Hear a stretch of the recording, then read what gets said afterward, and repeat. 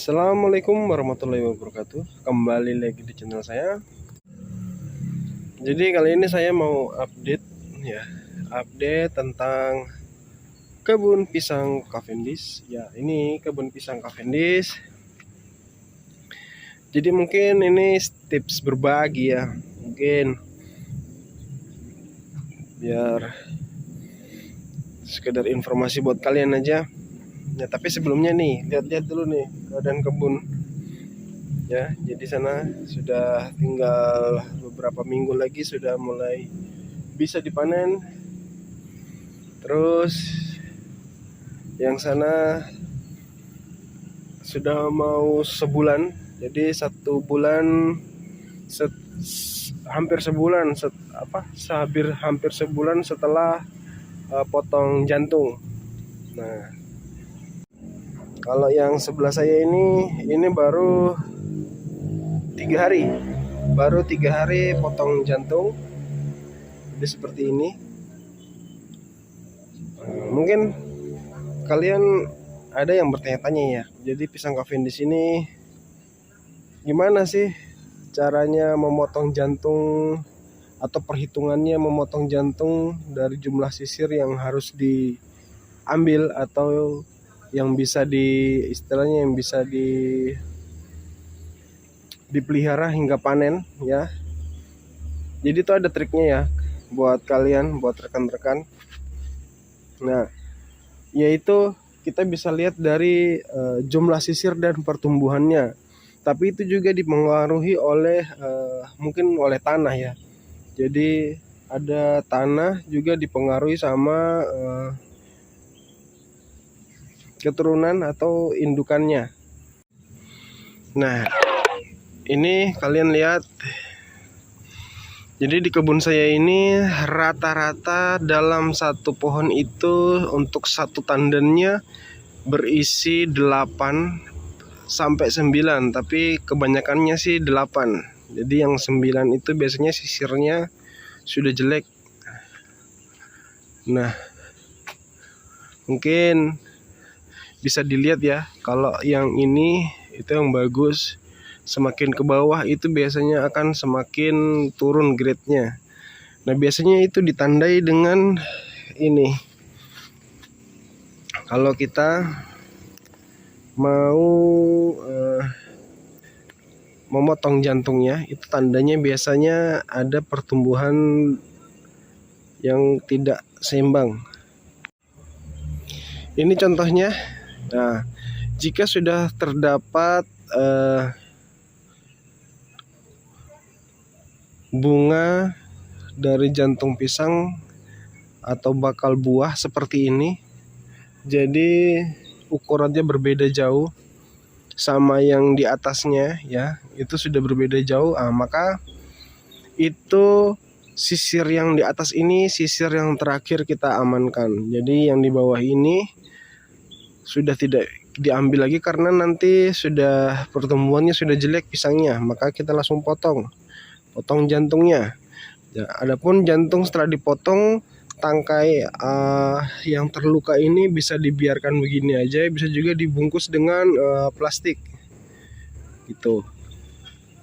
Mungkin saya akan memperlihatkan ke kalian jika jumlah sisir yang bagus sama yang sudah tidak layak kita pelihara tapi tetap dipelihara. Mungkin bagi kalian itu akan jadi buah yang bertumbuh besar ya, tapi kenyataannya itu tidak. Jadi saya akan tunjukkan ke kalian.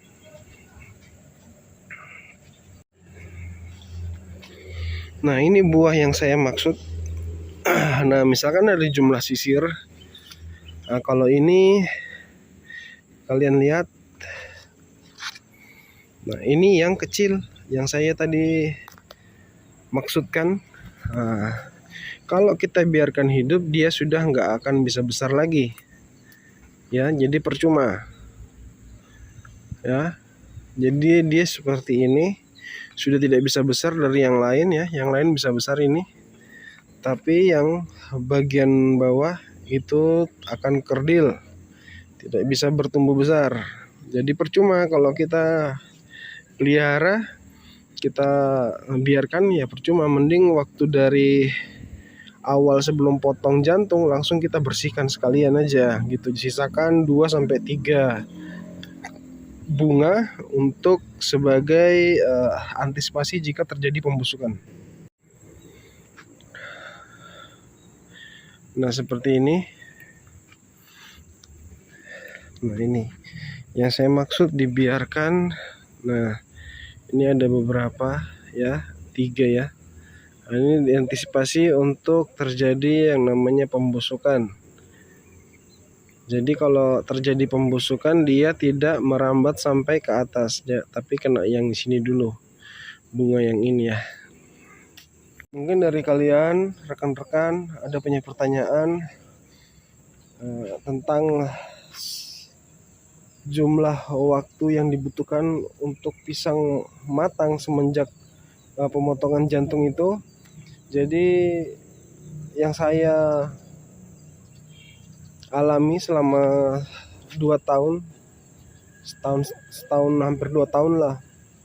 Ini pisang Cavendish itu rata-rata 2,5 bulan sampai 3 bulan itu dia sudah bisa dipanen. Atau mentok-mentok itu, kalau ini kan bukan untuk dijual ya, bukan untuk ditaruh di supermarket, tapi untuk konsumsi pribadi. Jadi saya biasanya itu sampai keluar salah satu buah yang kuning di pohon, tapi bukan kuning seluruhnya ya, hanya permukaannya aja yang kuning sedikit aja. Nah, itu sudah langsung saya panen. Mungkin berbeda sama yang kelas industri ya. Kalau kelas industri itu kan menghitung minggu, jadi 2 bulan lebih berapa minggu gitu langsung dipanen dalam keadaan tua tapi belum masak. Nah langsung sudah diproses dan dikirim lalu dimatangkan di tujuan. Jadi seperti itu. Jadi kalau untuk konsumsi hari-hari aja untuk keluarga ya nggak sampai segitunya. Tunggu masak di pohon itu jauh lebih nikmat, jauh lebih manis. Cuman kekurangannya kalau kita tunggu sampai masak di pohon itu harus dihabiskan dalam waktu beberapa hari ya, standar begini. Soalnya dia akan masak bersamaan itu. Jadi ya cepat sekali masaknya dibandingkan dengan kita panen dalam keadaan tua tapi belum memasuki fase masak gitu. Namun juga usia panen juga bisa sangat ditentukan sama jumlah daun ya. Yang sana kalian lihat, nah itu. Nah, kalau jumlah daunnya ini semakin sedikit maka itu proses pematangannya semakin cepat, karena dia semakin ini kan sudah nggak bertumbuh daun baru lagi. Yang seperti ini sudah nggak bertumbuh daun baru, jadi daun yang ada itu akan bertahan sampai pisang itu siap dipanen. Jadi kalau daunnya tinggal sedikit ya itu ya bisa dibilang ya tanda-tanda sudah mau mendekati masa panennya. Nah, jadi kalau kita mau lihat sebenarnya ya dari jumlah daun juga kita bisa perhatikan gitu. Jadi pisang Cavendish itu seperti ini gitu, karena ya gampang sih untuk daunnya tuh terserang penyakit, gampang sekali. Beda sama pisang-pisang yang kampung ya.